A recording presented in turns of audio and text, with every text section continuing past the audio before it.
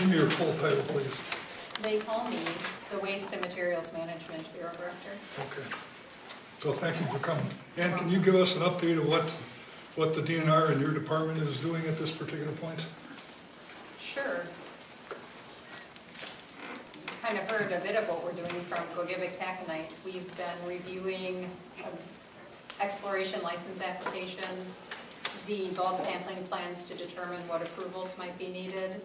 We've also been working with the company to do the scoping of their project in order to produce a letter to let them know what we might need from them to complete their environmental impact report, which we use to complete our environmental impact statement, to also provide data that we know of, baseline environmental data, and also let them know the types of approvals we'll need and the information we need from them to review their applications. Okay.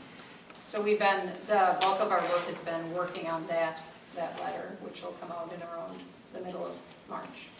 How closely do you monitor what they're doing on the hill with the core sampling and stuff? Are you involved with the core sampling at all? Right.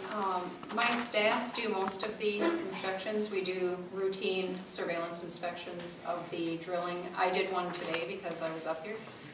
So we do regular I'm trying to read your grade. Surveillance inspections of the drilling. Gentlemen, any other questions of Ann? Bob? I don't want to get off track, but are you people involved in any of the air monitoring? Fugitive dust, etc.? We will be when it comes to proposing a mine. Okay.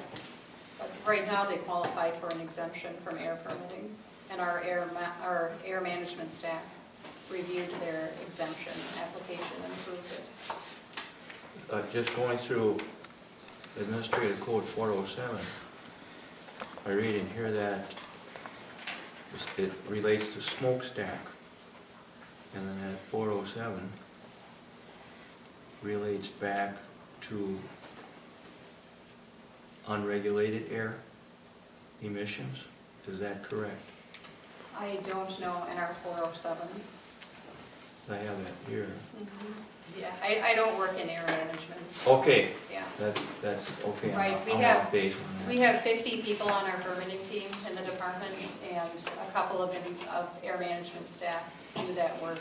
I can't possibly oversee every part of it. Bud, any questions?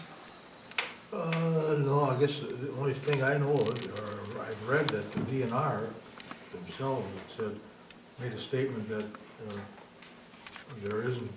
they don't need a air quality permit because they have no control over the air quality for the sampling. Okay. That doesn't come into effect until the federal Army Corps of Engineers and so forth get involved. Okay. That's not entirely accurate. So